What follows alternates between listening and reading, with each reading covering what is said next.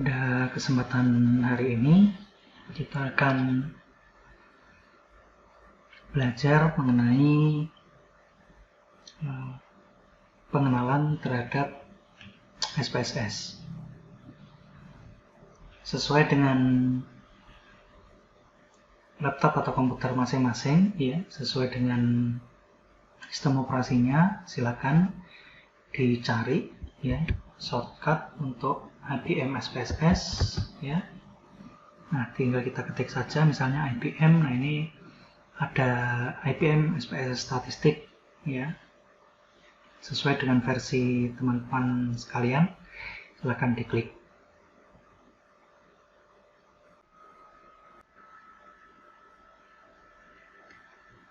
Nah, kita cancel dulu, ya, tampilannya. Windows SPSS sudah terbuka, ya. Nah, pertama-tama akan kita lihat sekilas dari tampilan-tampilan ini mungkin, ya. Nah, yang pertama-tama yang harus kita pastikan setelah melakukan instalasi SPSS adalah kita lihat di kanan bawah, ya. Di sini ada keterangan IBM SPSS Statistic Processor is ready. Nah, jadi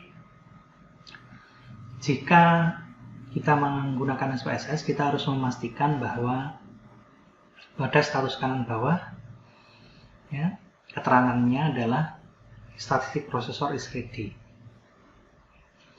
Nah, kenapa? Karena kalau keterangannya selain dari IBM SPSS Statistic Processor is ready, ya, selain keterangan selain ini, maka bisa saja SPSS yang kita gunakan hanya bisa digunakan untuk melakukan entry data, tetapi tidak akan bisa digunakan untuk melakukan analisis. Ya, jadi sekali lagi pastikan bahwa di pojok kanan bawah tulisan IBM SPSS Statistic Processor is ready sudah tersedia. Selanjutnya di kiri bawah ada tab Data View dan ada tab Variable View. Data View kegunaannya adalah nanti untuk melihat data, ya. Nanti kita simulasikan dengan data, ya. Nah, kemudian di Variable View kegunaannya adalah untuk melihat definisi dari masing-masing kolom, ya. Nah, selanjutnya di atas, ya, menu di atas bagaimana aplikasi-aplikasi yang lain, gitu, ya. Nah, kita mempunyai menu file, ya, yang kita gunakan untuk open data, kemudian nanti untuk save as, ya, menyimpan, ya. Kemudian ada menu edit, ini sebetulnya jarang digunakan, ya. Dari menu edit ini biasanya yang sering digunakan nanti untuk search, ya, untuk find, ya. Kemudian ada menu view, ya. Ini biasanya yang paling sering digunakan nanti adalah view value label. Kemudian ada menu data dan transform, ya. Nah, ini dua menu ini, menu data dan transform, ini kegunaannya biasanya paling sering digunakan untuk manajemen data, ya. Jadi menu data dan transform ini biasanya paling sering digunakan nanti untuk manajemen data. Manajemen data dalam artian memproses dan memanipulasi, yang memanipulasi dalam artian mengubah bentuk, misalnya recode, ya, dari satu nilai ke nilai yang lain, ya. Bisa compute, ya, compute itu berarti menghitung, ya, dan lain sebagainya. Nah, kemudian ada menu analyze. Menu analyze ini adalah menu pada SPSS yang digunakan untuk menganalisis data. Apakah analisisnya nanti sifatnya adalah deskriptif statistik, ya. Misalnya, mulai dari yang paling sederhana, misalnya analisis univariabel, ya, dengan satu variabel saja, atau nanti analisis kompleks, ya, dengan multivariate analisis, ya, dan masih banyak lagi. Jadi di menu analisis ini, kalau di menu analyze, kalau kita perhatikan, banyak sekali menu-menu analisis yang tersedia, tetapi untuk dasar biostatistik mungkin nanti kita hanya akan menggunakan beberapa menu saja, ya, terutama mungkin nanti yang banyak digunakan adalah di deskriptif statistik, ya, dan nanti ada di menu graph. Nah, selanjutnya menu yang penting berikutnya, ya, adalah menu graph atau grafik. Pada menu grafik kita bisa membuat grafik seperti yang ada di sini, misalnya ada batang 3 dimensi, ada garis, area, pie chart, diagram lingkaran gitu ya, box plot dan seterusnya ya. Nah, ini adalah beberapa menu-menu yang nantinya akan sering digunakan oleh rekan-rekan mahasiswa. Jadi sekali lagi ada menu file digunakan untuk memanipulasi file ya. Ada menu edit. Ya, edit ini nanti biasanya kita gunakan yang paling sering adalah menu find ya. Find itu untuk mencari variabel atau mencari data. Menu data dan transform ini nanti digunakan untuk manajemen data ya. Nanti akan kita coba ya pada kesempatan yang lain. Nah, menu inti dari SPSS itu adalah menu Analyze ya, yang mana menu ini menampilkan menu-menu untuk melakukan analisis dengan menggunakan SPSS. Selanjutnya ada menu Graph ya, menu Graph ini kegunaannya adalah untuk membuat ya grafik ya, pada analisis deskriptif. Nah, selanjutnya kita coba open ya data ya sesuai dengan yang data yang sudah disediakan, yaitu data 01, file open ya, kemudian kita pilih data. Nah, selanjutnya kita tentukan folder yang mana kita sudah menyimpan datanya ya. Open data ya, kita pilih. Nah, kalau kita perhatikan file data SPSS itu adalah berakhiran SAV ya. Jadi titik SAV ini adalah file untuk data SPSS. Ya, jadi sebagaimana kalau misalnya file PDF itu akhirannya PDF ya. Kalau Microsoft Word itu doc atau docx ya, PowerPoint itu PPT atau PPTX, maka SPSS filenya adalah file datanya adalah SAV. Kita pilih, kemudian kita pilih open.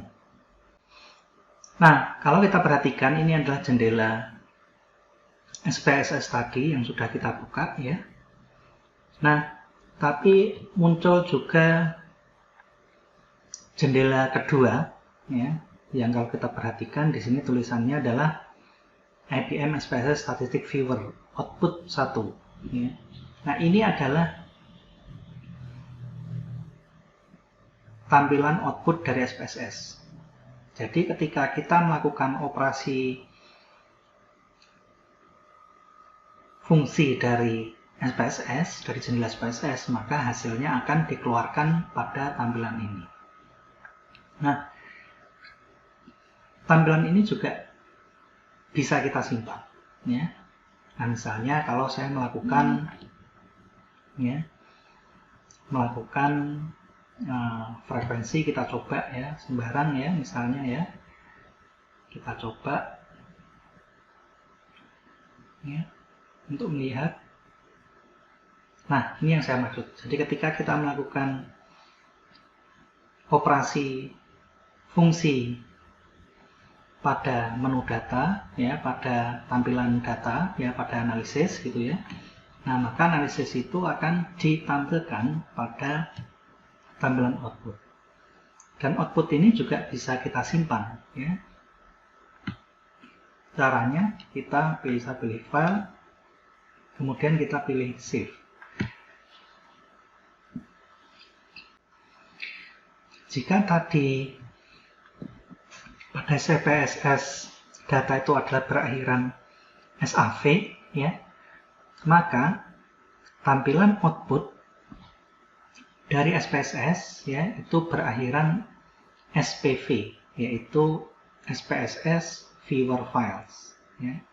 Nah, kita beri nama, gitu ya, kita beri nama sesuai yang kita inginkan. Ya, misalnya kita tulis saja output 1, ya, kita pilih save. Nah, ini adalah output yang sudah kita simpan. Nah, seperti ini. Oke, mungkin ini sekilas untuk output, ya. Kita kembali lagi ke data. Nah, mungkin dari sini perbedaan antara data view dan variable view terlihat jelas, ya. Jadi tadi saya sampaikan bahwa data view gunaannya adalah untuk melihat data, ya. Sedangkan pada variable view, ya, kegunaannya adalah untuk melihat definisi dari masing-masing kolom, ya. Jadi kalau kita perhatikan dari data view, kolom 1 key, case ID, Y01, Y02, dan seterusnya. Nah, kalau kita ingin melihat definisi dari masing-masing kolom, ini terdapat pada variable view, ya. Key ini apa? Tipenya numerik misalnya, ya. Lebarnya 4, desimal 0, ya. Labelnya adalah key, value-nya none, missing none, kolomnya 5, dan seterusnya. Kemudian, kalau kita perhatikan, ya, tadi sudah saya sampaikan bahwa pada SPSS, ya, itu ada kolom, ya, seperti ini, kemudian ada baris, ya. Pada SPSS, ya, kolom itu merupakan mewakili dari satu variabel terukur, ya. Jadi kalau kita perhatikan tadi, ya, kolom itu merupakan perwakilan dari satu variabel terukur. Jika misalnya instrumen pengukuran datanya adalah menggunakan kuesioner, maka satu kolom itu biasanya merupakan representasi dari satu item pertanyaan, kuesioner. Selanjutnya, baris, ya, baris, ya. Nah, baris pada data SPSS biasanya baris itu merupakan perwakilan dari satu responden atau satu subjek ukur, ya. Misalnya kalau kita memiliki pengukuran untuk 100 responden mahasiswa, maka entry yang kita lakukan biasanya kita membutuhkan 100 baris. Jika kita melakukan pengukuran pada 6 sampel air, maka biasanya ya terdapat 6 baris data, ya, yang mana masing-masing baris itu mewakili satu sampel. Kurang lebih itu untuk pengenalan, ya, SPSS secara umum. Terima kasih atas perhatiannya. Ketemu lagi pada pertemuan berikutnya. Terima kasih.